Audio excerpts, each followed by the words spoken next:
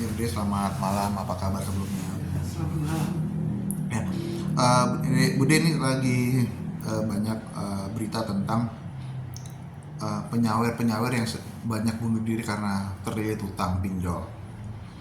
Nah, penyawer-penyawer ini adalah penyawer digital. Dia membuang uangnya berupa koin ke satu platform aplikasi untuk mendapat pengakuan dari pelaku live digital tersebut.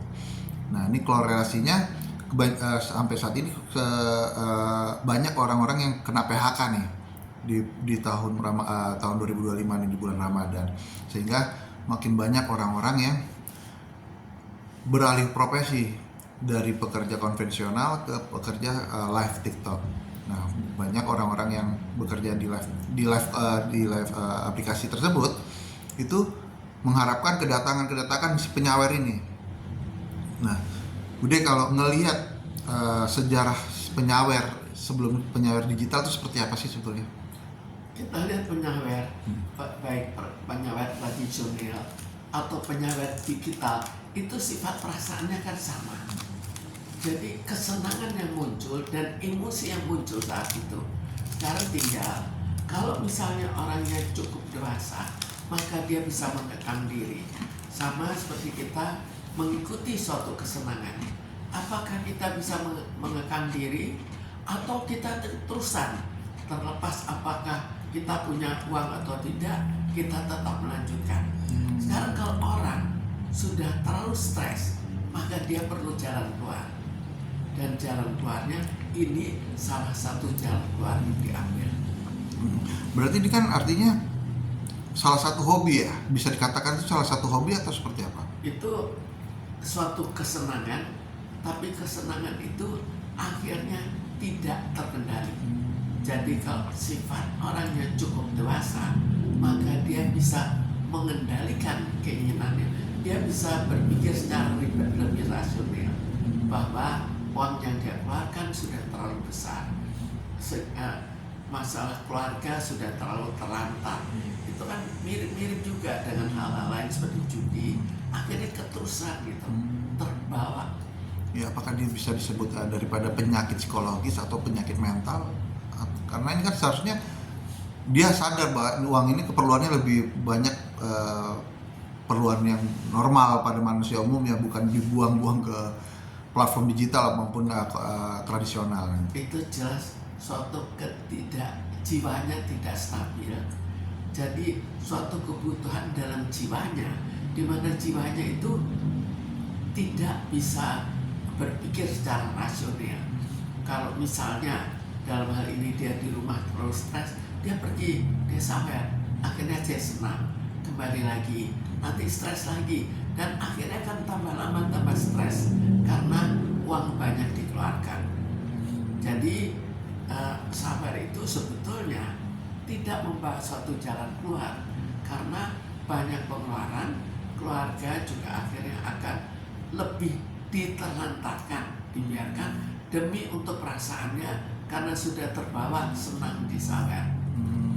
Ya, terkait dengan sawer ini ada yang berita duka juga, yang penyawer ini panggilannya Casper.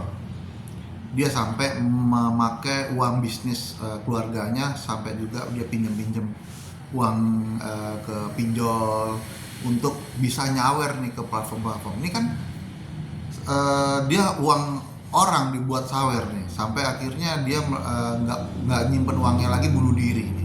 Nah, ini seperti apa mentalnya, seperti apa yang terjadi? Jadi ini kan suatu kebutuhan dalam jiwanya tidak tenang, jiwanya ada sesuatu di rumah.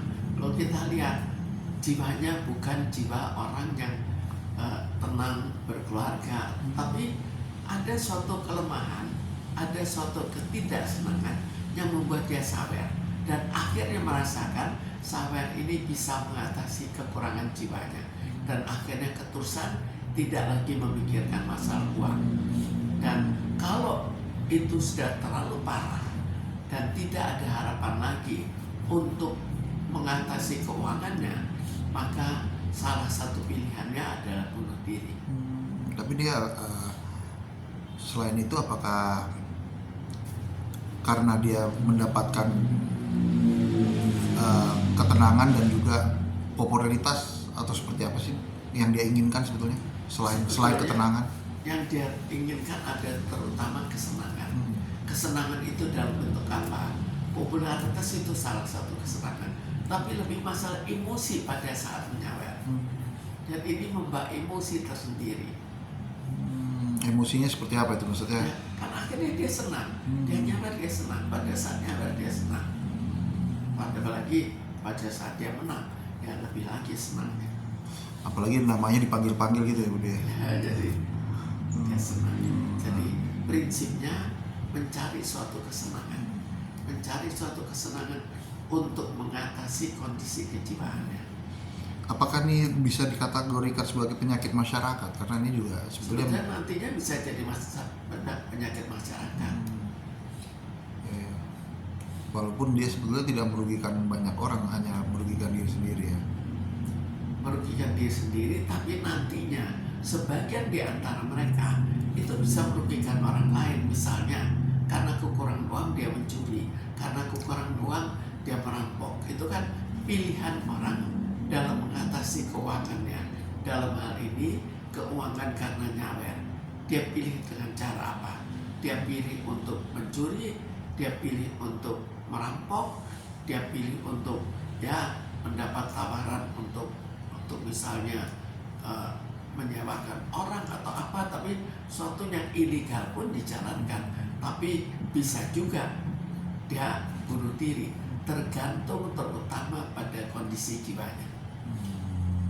Oke.